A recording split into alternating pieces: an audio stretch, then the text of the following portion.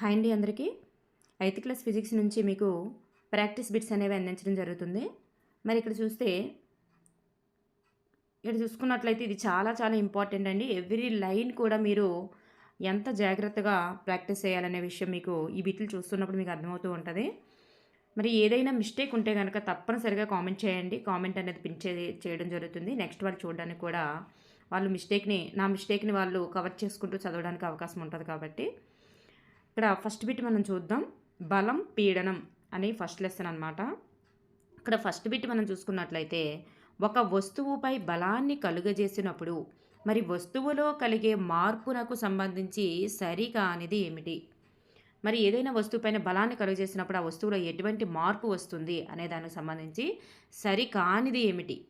ఇక్కడ చూడండి, వస్తువు యొక్క దిశ మారుతుంది, వస్తువు యొక్క చలన స్థితి మార్చగలదు లేదా మార్చలేకపోవచ్చు. చూడండి, ప్రతి ఒక్కదాన్ని మనం బలాన్ని ప్రయోగించడం వల్ల అది చలన స్థితి మారుతుందంటే మనం గోడను కదిలించలేం. సో కొన్ని వస్తువుల్ని కదిలించవచ్చు. సో చలన స్థితి అనేది మారవచ్చు లేదా మారలేకపోవచ్చు. సో దిశ మార్చగలదు, దిశ కూడా మార్చవచ్చు మార్చలేకపోవచ్చు అనమాట అది కూడా. సో ఒక వస్తువు యొక్క ఆకారం లేదా ఆకృతిని మార్చగలదు.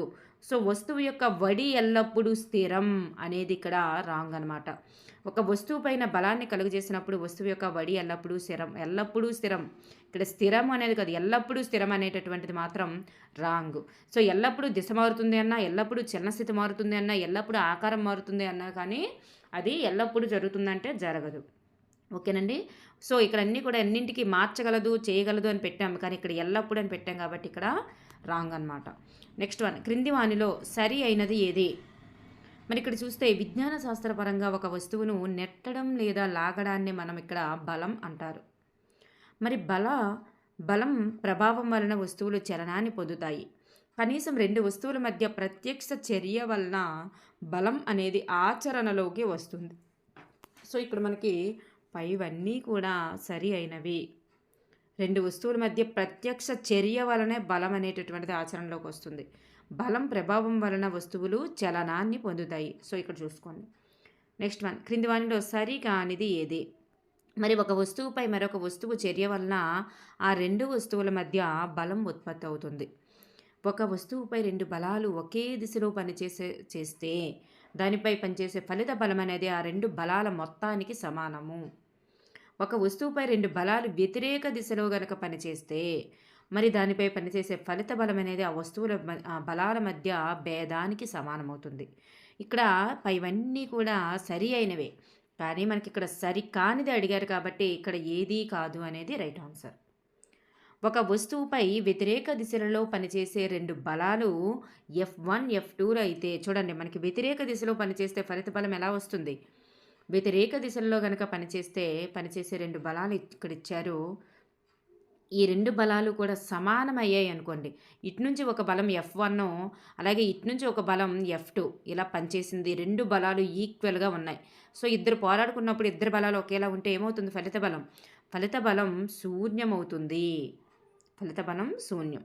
సో ఒక వస్తువుపై ప్రయోగించబడినటువంటి బల దిశ అనేటటువంటిది ఆ వస్తువు కదిలే దిశలోనే ఉందనుకోండి.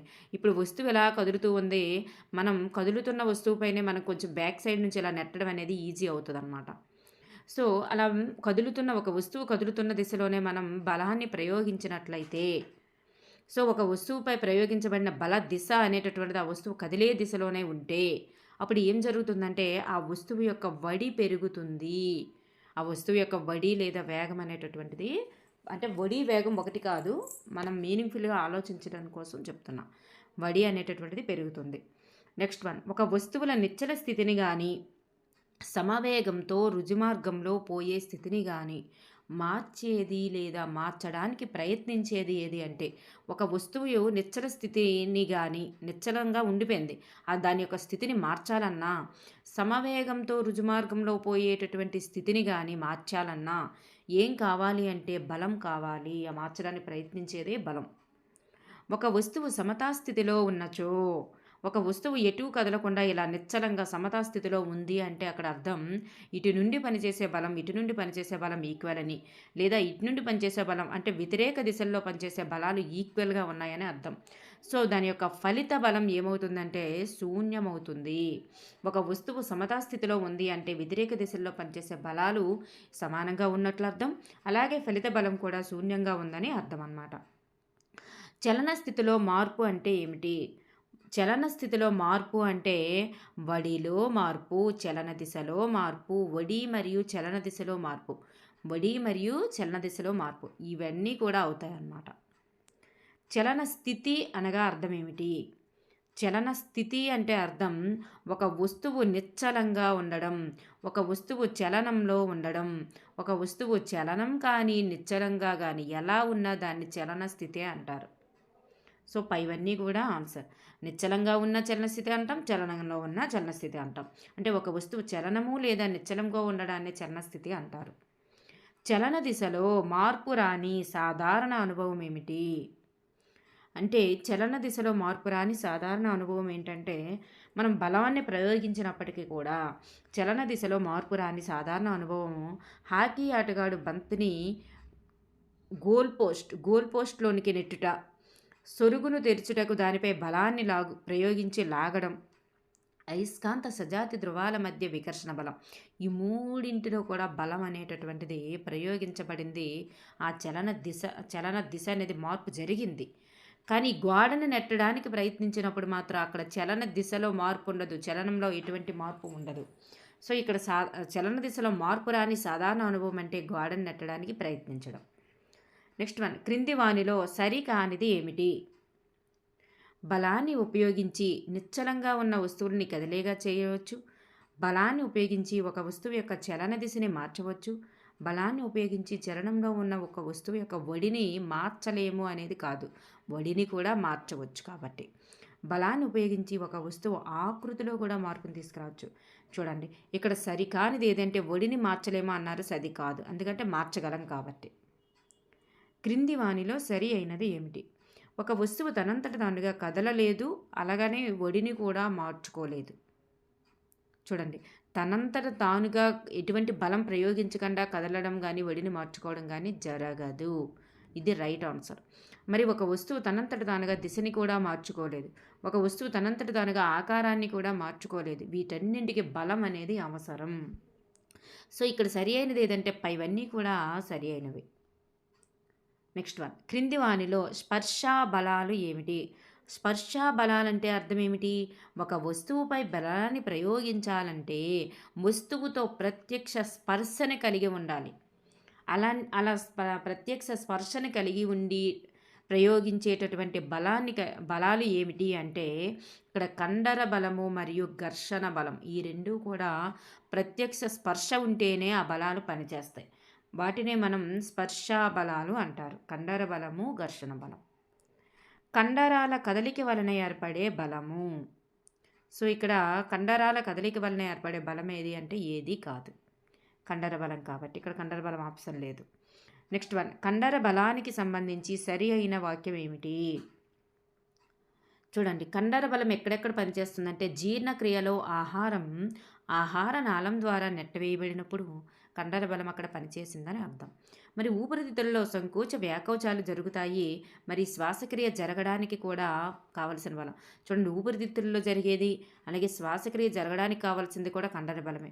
మరి ఇది ఒక స్పర్శా బలం, కండర బలం అనేది ఒక స్పర్శా బలం అని ఆల్రెడీ చెప్పుకున్నాం. సో ఇక్కడ పైవన్నీ కూడా సరి అయినవి. క్రింది వానిలో ఘర్షణ బలం యొక్క అనువర్తనం ఏమిటి? ఘర్షణ బలం యొక్క అనువర్తనం ఏమిటి? మరి సైకిల్ తొక్కడం మానివేయినప్పుడు అది క్రమంగా నిశ్చల స్థితికి రావడం కూడా ఘర్షణే. మరి ఇంజిన్ను ఆపివేసినప్పుడు కారు లేదా స్కూటర్ మరి నిశ్చల స్థితికి వచ్చేట కూడా ఘర్షణ బలం పనిచేసిందని అర్థం. మరి తిండి వేయడం ఆపినప్పుడు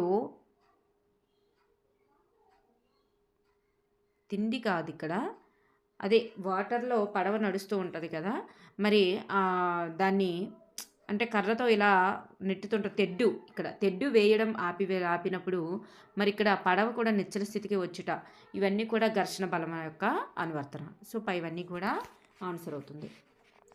నెక్స్ట్ వన్ చూసుకున్నట్లయితే ఒక వస్తువు యొక్క చలన స్థితి మారడానికి కారణమైన బలం ఏమిటి? ఒక వస్తువు యొక్క చలన స్థితి అనేటటువంటిది మారాలి అంటే అక్కడ ఎటువంటి బలం పనిచేయాలి అంటే ఘర్షణ బలం పనిచేయాలి. చలన స్థితి మారాలి అంటే చలనము అంటే అంటే అది కదలికలో ఉన్న వస్తువు అయిన చలనస్థితి అంటాం, మరి నిశ్చలంగా ఉన్న వస్తువు అయినా చలనస్థితి. కదలికలో ఉన్న వస్తువు అది ఆగడానికి అయినా, మరి నిశ్చల స్థితిలో ఉన్న వస్తువు కదలడానికైనా, మరి దాని యొక్క చలనస్థితి మారాలంటే తప్పనిసరిగా కావాల్సింది ఘర్షణ బలం. క్రింది వానిలో ఘర్షణ బలానికి సంబంధించి సరి అయిన వాక్యం ఏమిటి? మరి ఘర్షణ బలం ఎల్లప్పుడూ కూడా చలించే వస్తువులపైనే పనిచేస్తుంది. మరి ఘర్షణ బలం యొక్క దిశ ఎల్లప్పుడూ చలించే దిశకు వ్యతిరేక దిశలో ఉంటుంది. మరి ఇక్కడ ఉపరితలాల మధ్య స్పర్శ కారణంగానే ఘర్షణ బలం పుడుతుంది. సో ఇక్కడ మనకు సరి అయిన వాక్యం పైవన్నీ కూడా సరి అయినవి. క్రింది వానిలో స్పర్శించని బలం ఏమిటి? స్పర్శించేవేమిటి? ఘర్షణ బలం, కండర బలం. మరి స్పర్శించని బలాలు ఏంటి? క్షేత్ర బలం. మరి ఆ క్షేత్ర బలం ఏంటి వస్తాయి? ఈ మూడు కూడా క్షేత్ర బలాల కిందకే వస్తాయి. అయస్కాంత బలము, స్థావర విద్యుత్ బలము, గురుత్వాకర్షణ బలం, ఇవన్నీ కూడా క్షేత్ర బలాలకి ఉదాహరణ. అంటే ప్రత్యక్ష స్పర్శ అవసరం లేని బలాలు అన్నమాట ఇవి. క్రింది వానిలో సరికానిది ఏమిటి? రెండు వస్తువుల మధ్యన ఉండేటటువంటి ఆకర్షణ బలానికి స్వరూపమైనదే లాగుట. మరి రెండు వస్తువుల మధ్య వికర్షణ బలానికి స్వరూపమైనది నెట్టుట. మరి దండయస్కాంతం ప్రయోగించేటటువంటి బలం ఏది అంటే మరి స్పర్శించని బలము. సో మనకి ఇక్కడ అన్నీ కూడా సరి అయినవే కదా. మరి ఇక్కడ సరికానిది ఏది అంటే పైవేవి కూడా కాదు అనేది సరికాదు. ఇనుప ముక్కపై అయస్కాంతం ప్రయోగించేటటువంటి బలం ఏమిటి అంటే ఆకర్షణ బలము మరియు స్పర్శించని బలం. అయస్కాంత బలం ఏంటి? స్పర్శించని బలము లేదా క్షేత్ర బలమే కదా. ఈ స్పర్శించని బలానికి ఇంకో పేరేంటి? క్షేత్ర బలం. సో అయస్కాంతము ఇనుప ముక్కపై ప్రయోగించేటటువంటి బలం ఏదంటే స్పర్శించని బలం లేదా క్షేత్ర బలము, ఆకర్షణ బలం. సో ఇక్కడ మనకి పై రెండు కూడా సరి అయినవి. నెక్స్ట్ వన్ ఒక స్ట్రాను కాగితంతో రుద్దినప్పుడు అది ఎటువంటిది ఏం పొందుతుంది అంటే ఒక స్ట్రా పుల్లని కాగితంతో ఇలా రుద్దుతున్నప్పుడు మరి అది పొందేటటువంటిది ఏంటి అంటే స్థావర విద్యుదావేశం. నెక్స్ట్ వన్ క్రింది వానులో సరికానిది ఏమిటి? మరి స్థావర విద్యుత్ బలం అనేటటువంటిది ఒక క్షేత్ర బలం. ఆల్రెడీ చెప్పుకున్నాం. క్షేత్ర బలం అంటే ఏంటి? స్పర్శించని బలం. ఒక దండయస్కాంతం మరొక దండయస్కాంతంపై ఎటువంటి స్పర్శ లేకుండా బలాన్ని ప్రయోగించగలదు. అలాగే కాగితంతో రుద్దబడినటువంటి ఒక స్ట్రా మరొక కాగితంతో రుద్దబడినటువంటి స్ట్రాను ఆకర్షిస్తుంది. అలాగే ఇక్కడ చూడండి, ఒక కాగితంతో రుద్దబడినటువంటి స్ట్రా అనేది మరొక కాగితంతో రుద్దబడిన స్ట్రాను ఆకర్షిస్తుందా? ఆకర్షించదు. కాగితంతో రుద్దబడిన స్ట్రా అనేది ఇంకొక కాగితంతో రుద్దబడినటువంటి స్ట్రాను ఎప్పుడు కూడా ఆకర్షించదు. సో ఇక్కడ మనకి సరికానిది ఏదంటే ఆప్షన్ 3 సరికాదు. ఇక్కడ ఆప్షన్ 3 అనేది సరిగా లేదు. అలాగే ఒక ఆవేశపూరిత వస్తువు మరొక ఆవేశపూరిత లేదా రహిత వస్తువుపై కలుగు చేసేటటువంటి బలాన్ని ఏమంటారంటే స్థావర విద్యుత్ బలం అంటారు. నెక్స్ట్ వన్ గురుత్వాకర్షణ బలం యొక్క అనువర్తనం ఏమిటి? గురుత్వాకర్షణ బలం యొక్క అనువర్తనం అంటే ఎక్కడ మనం గురుత్వాకర్షణ బలం అనేటటువంటిది మనం చూడవచ్చు అంటే ఒక నాణెం లేదా పెన్ను చేతి నుండి జారిపోయి నేలపై పడడం, భూమి వస్తువులను తాకడం వల్ల అవి దాని వైపుకు పడడం, కుళాయి తెరిచిన వెంబటే నీరు భూమి వైపుకు ప్రవహించడం, ఇవన్నీ కూడా గురుత్వాకర్షణ బలాలకి ఉదాహరణ. ఈ గురుత్వాకర్షణ బలం కూడా స్పర్శించని బలం, క్షేత్ర బలం. నెక్స్ట్ వన్ నదులలో నీరు క్రిందకి ప్రవహించడానికి గల కారణం ఏమిటి? నదులలో నీరు కిందకి ప్రవహించడానికి గల కారణం గురుత్వాకర్షణ బలం. క్రింది వానిలో సరి కానిది ఏమిటి? గురుత్వాకర్షణ బలం అన్ని వస్తువులపైన పనిచేస్తుంది. మరి గురుత్వాకర్షణ బలం అనేది కేవలం భూమికి మాత్రమే పరిమితమైనది అనేది రాంగు. భూమికి మాత్రమే పరిమితమైనది అనేది రాంగు, పరిమితమైనది కాదు. విశ్వంలో ఉన్న ప్రతి ఒక్క వస్తువు పైన కూడా గురుత్వాకర్షణ బలం ఉంటుంది. గురుత్వాకర్షణ బలం అనేది ఒక ఆకర్షణ బలం. గురుత్వాకర్షణ బలం విశ్వంలో ఉన్న ప్రతి వస్తువు పైన ప్రయోగిస్తుంది. సో ఇక్కడ మనకి సరికానిది ఆప్షన్ 2. మనకు తెలియకుండానే మన అందరిపైన ఎల్లప్పుడూ ప్రయోగించబడేటటువంటి బలం ఏమిటి? మనకి తెలియకుండా మన అందరిపైన ప్రయోగించబడిన బలం ఏది అంటేనే గురుత్వాకర్షణ బలం. ఈదురుగాలులు, తుఫానులు వీటికి కారణమయ్యేటటువంటిది ఏది? గాలి పీడనంలో వ్యత్యాసం అనేటటువంటిది ఈదురుగాలులు మరియు తుఫానులకి గల కారణం. ప్రమాణ వైశాల్యం గల తలంపై పనిచేసే బలానికి గల పేరేమిటి? ప్రమాణ వైశాల్యం గల తలంపైన పనిచేసేటటువంటి బలానికి గల పేరు పీడనం. అందుకే పీడనానికి మరి బలము బై వైశాల్యం వస్తుందన్నమాట. బలము బై వైశాల్యం అంటే ప్రమాణ వైశాల్యం గల తలంపైన పనిచేసే బలం అన్నమాట. పీడనంనకు సరి అయిన సూత్రం ఏమిటి? సరి అయిన సూత్రం బలము బై వైశాల్యం. ఒక ఉపరితలంపై పనిచేసేటటువంటి పీడనాన్ని లెక్కించాల్సి వచ్చినప్పుడు మనం పరిగణలోనికి తీసుకోవలసినవి ఏమిటి? మరి ఏదైనా కొంత వైశాల్యం పైన పీడనాన్ని లెక్కించాల్సి వచ్చిందనుకోండి, మరి అప్పుడు ఏం చేయాలి అంటే ఆ ఉపరితలానికి సమాంతరంగా పనిచేసే బలాలను మాత్రమే తీసుకోవాలి. చూడండి, పరిగణలోనికి ఏం తీసుకోవాలి అంటే ఆ ఉపరితలానికి సమాంతరంగా పనిచేసే బలాలను తీసుకోకూడదు. లంబంగా పనిచేసేటటువంటి బలాలను మాత్రమే మనం తీసుకోవాలి. ఓకేనండి. నెక్స్ట్ వన్, మేకు తలభాగం కంటే మొనభాగం అనేటటువంటిది బల్లలోనికి సులభంగా దిగుటకు గల కారణం. చాలా చాలా ఇంపార్టెంట్. మేకు యొక్క తల భాగం కంటే మేకు యొక్క ఈ మొనభాగం, సూది మొనభాగం బల్లలోనికి వేగంగా దూరడానికి గల కారణం, దిగుటకు గల కారణం ఏమిటంటే మరి అక్కడ స్పర్శ యొక్క వైశాల్యం, ఈ బల్లకి స్పర్శించేటటువంటి ఈ మేకు యొక్క స్పర్శ వైశాల్యం తగ్గి పీడనం పెరగడం వలన ఈ బల్లకి తాకేటటువంటి ఆ స్పర్శించేటటువంటి మేకు యొక్క స్పర్శ వైశాల్యం తగ్గడం వలన పీడనం పెరుగుతుంది. కాబట్టి మేకు యొక్క మొనభాగం వేగంగా దిగుతుంది.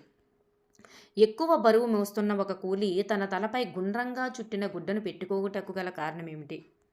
ఎందుకు పెట్టుకుంటాడు? మరి ఇలా గుండ్రంగా ఒక గుడ్డను పెడతాడు. మరి ఇట్లా తల ఉంటుంది అనుకోండి, తన తల ఇట్లా ఉంటే తలపైన గుడ్డ ఎలా పెడతాడు? సో తలపైన ఇది స్పర్శిస్తుంది. ఈ స్పర్శించేటటువంటి వైశాల్యాన్ని పెంచుతాడనమాట. తల బరువుకు ఉన్న స్పర్శ వైశాల్యాన్ని పెంచి పీడనాన్ని తగ్గించుటకు, తల బరువుకు ఉన్న స్పర్శ వైశాల్యాన్ని పెంచి పీడనాన్ని తగ్గిస్తాడు. ఇక్కడ ఆపోజిట్లో జరిగింది చూడండి, అక్కడ మేకుకి దీనికి ఆపోజిట్ వెర్షన్లో జరిగింది. పీడనాన్ని తగ్గించుకోవడం కోసం. పీడనం తగ్గితే తనకి బరువు అన్న ఫీలింగ్ ఉండదన్నమాట, ప్రెజర్ ఉండదు. నెక్స్ట్ వన్, భుజానికి తగిలించే సంచులు సన్నని పట్టీలా కాకుండా వెడల్పాటి పట్టీలు ఉండడానికి గల కారణం కూడా వెడల్పు పెరిగింది అంటే అక్కడ స్పర్శ వైశాల్యం పెరిగింది. స్పర్శ వైశాల్యం పెరిగింది అంటే అక్కడ ఏం జరుగుతుంది? పీడనం తగ్గుతుంది. స్పర్శ వైశాల్యం ప్రెజర్ తగ్గుతుంది, ఆ బరువు అనే ఫీలింగ్ తగ్గుతుంది. కత్తిరించడానికి, కుట్లు వేయడానికి ఉపయోగించే సాధనాలు ఎల్లప్పుడూ పదునైన అంచులు కలిగి ఉండడానికి కారణం. పదునైన అంచులు అంటే సన్నము అన్నారంటే అక్కడ స్పర్శ వైశాల్యం తగ్గింది. స్పర్శ వైశాల్యం తగ్గి పీడనాన్ని పెంచుతారు. పీడనం పెరుగుతుంది కాబట్టి. స్పర్శ వైశాల్యం తగ్గితే ప్రెజర్ పెరుగుతుంది, ఏది వేగంగా కట్ చేయడానికి యూజ్ అవుతాయి కాబట్టి. నెక్స్ట్ వన్, క్రింది వానిలో సరికానిది ఏమిటి? ఇక్కడ చూస్తే క్రింది వానిలో సరికానిది బలానికి దిశ మరియు పరిమాణం రెండూ కూడా ఉంటాయి. బలానికి దిశ మరియు పరిమాణం రెండూ ఉంటాయి అనేది రాంగ్. బలానికి దిశ ఉంటుంది, బలానికి పరిమాణం ఉంటుంది. దిశ ఉంటుంది, పరిమాణం ఉంటుంది. బలానికి దిశ పరిమాణం రెండూ ఉంటాయి. మరి ఇక్కడ అదిశ రాశి అయితే కాదు. ఇది బలం దిశ పరిమాణం ఉన్నాయంటే అక్కడ అర్థం ఏంటి? సదిశ రాశి. సో ఇక్కడ సదిశ రాశి అనేది రాంగ్. క్రింది వానిలో సరి అయినది ఏమిటి? ఇక్కడ సమాన బలానికి వైశాల్యం తగ్గితే పీడనం పెరుగుతుంది. మరి ద్రవాలు వాయువులు పాత్ర గోడలపై పీడనాన్ని కలిగిస్తాయి. మన చుట్టూ విస్తరించి ఉండే గాలిని వాతావరణం అంటారు. చూడండి, ద్రవాలు వాయువులే పాత్ర గోడలపై పీడనాన్ని కలిగిస్తాయి. సో ఇక్కడ పైవన్నీ కూడా సరి అయినవి. ప్రమాణ వైశాల్యం గల స్థూపాకార పాత్రలోని గాలిపై పనిచేసే గురుత్వాకర్షణ బలం ఏమిటి? ప్రమాణ వైశాల్యం గల స్థూపాకార పాత్రలోని గాలిపై పనిచేసే గురుత్వాకర్షణ బలం ఏమిటి అంటే వాతావరణ పీడనం. ఏదైనా నునుపైన ఉపరితలంపై అతుక్కున్న సక్కర్ను ఆ ఉపరితలం నుంచి లాగాలంటే, చూడండి, సక్కర్ అంటే ఒక గ్లాస్కి కానీ ఏదైనా ఇది ఇలా రబ్బర్లా ఉంటుంది. అది గ్లాస్కి ఇలా పెట్టంగానే అంటుకుంటుంది అనమాట. దాన్ని లాగాలంటే లాగలేం, ఎందుకంటే అందు లోపల చిన్న ఎయిర్ వలన అది లాక్ అయిపోద్ది అనమాట. లాగాలంటే దానిపై ప్రయోగించవలసినటువంటి బలం ఎలా ఉండాలంటే వాతావరణ పీడనం కంటే ఎక్కువగా ఉండాలన్నమాట. నెక్స్ట్ వన్, ఈ క్రింది వానిలో సరి అయినది ఏమిటి? ఇక్కడ ఈ క్రింది వానిలో సరి అయినది ఏమిటి అంటే ఇక్కడ ద్రవాలు అనేటటువంటివి అవి ఉండే పాత్ర గోడలపైన పీడనాన్ని కలిగిస్తాయి. వాయువులు కూడా పాత్ర గోడలపైన పీడనాన్ని కలిగిస్తాయి. మన చుట్టూ ఉండేటటువంటి గాలి వల్ల కలిగేటటువంటి పీడనాన్ని మనం వాతావరణ పీడనం అంటారు. సో, ఇవన్నీ కూడా రైట్ ఆన్సర్స్. 15 సెంటీమీటర్లు ఇంటూ 15 సెంటీమీటర్ల వైశాల్యము మరి వాతావరణం అంత ఎత్తున్న గాలి స్తంభం వల్ల కలిగే బలంనకు దాదాపు సమానమవుతుంది. చూడండి, ఇంత వైశాల్యం వాతావరణము అంత ఎత్తున్న గాలి స్తంభం వల్ల కలిగే బలంనకు సమానమవుతుంది. మరి ఎంత ఎత్తు? ఇక్కడ ఎంత ఎత్తున్నమ్మా? ఎంత ఎత్తున్న గాలి స్తంభం వల్ల కలిగేటటువంటి బలానికి సమానమవుతుంది అంటే ఇక్కడ మనకి answer option 1 is right answer అనమాట. 225 కిలోగ్రాములు లేదా 2250 న్యూటన్స్ ద్రవ్యరాశి గల వస్తువుపై పనిచేసే గురుత్వ బలానికి సమానమవుతుందన్నమాట. మనపై పనిచేసేటటువంటి గురుత్వాకర్షణ బలం వల్ల మనం నలిగిపోకుండా ఉండుటకు గల కారణం ఏమిటి? మనం ఎందుకు నలిగిపోవట్లేదు? మనపై పనిచేస్తుంది గురుత్వాకర్షణ బలం, అయినా మనం నలిగిపోకుండా ఉండుటకు గల కారణం ఏమిటి అంటే మన శరీరంలోని పీడనం అనేటటువంటిది వాతావరణ పీడనంకు సమానంగా ఉండడం వల్ల, మన శరీరంలోని పీడనం వాతావరణ పీడనానికి సమానంగా ఉండటం వల్ల అన్నమాట. 17వ శతాబ్దానికి చెందిన ఈ జర్మన్ శాస్త్రవేత్త పాత్ర నుంచి గాలిని బయటికి తీసేటటువంటి పంపును కనిపెట్టారు. పాత్ర నుంచి గాలిని బయటికి తీసేటటువంటి పంపును కనిపెట్టారంటే ఒట్టో వాన్ గ్యారిక్ అనేటటువంటి శాస్త్రవేత్త. 2 వస్తువుల మధ్య పరస్పర చర్య కారణంగా ఉత్పన్నమయ్యేటటువంటిది ఏమిటి? బలం. 2 వస్తువుల మధ్య పరస్పర చర్య కారణంగా ఉత్పన్నమయ్యేదే బలం. నెక్స్ట్ వన్, ఇక్కడ కొన్ని పాయింట్స్ చూద్దాం, ఇంపార్టెంట్ది. బావి నుండి నీరు తోడినప్పుడు మనం తాడుని ఏం చేస్తాం? లాగుతాం. ఆవేశపూరిత వస్తువులు ఆవేశరహిత వస్తువులను తన వైపు ఏం చేస్తాయి? ఆకర్షిస్తాయి. టూత్ పేస్ట్ నుండి పేస్ట్ను బయటికి తీయాలంటే ఉపయోగపడేది కండర బలం. నెక్స్ట్ వన్, డ్రాపర్ నాజిల్ను నీటిలో నుండి దాని బల్బు నొక్కినప్పుడు డ్రాపర్లో నుంచి గాలి బుడగల రూపంలో డ్రాపర్లోని గాలి బుడగల రూపంలో బయటికి వెళ్ళడం కనిపిస్తుంటుంది. మనం ఒక్కసారి బల్బుపై పీడనాన్ని తొలగిస్తే మరి డ్రాపర్లోనికి నీరు మళ్ళీ చేరుకుంటుంది. ఇలా డ్రాపర్లోనికి నీరు పెరగడానికి గల కారణం ఏమిటి అంటే అక్కడ వాతావరణ పీడనం. ఓకేనండి, thank you everyone. Next lesson ఘర్షణ చూద్దాం. నెక్స్ట్ లెసన్వి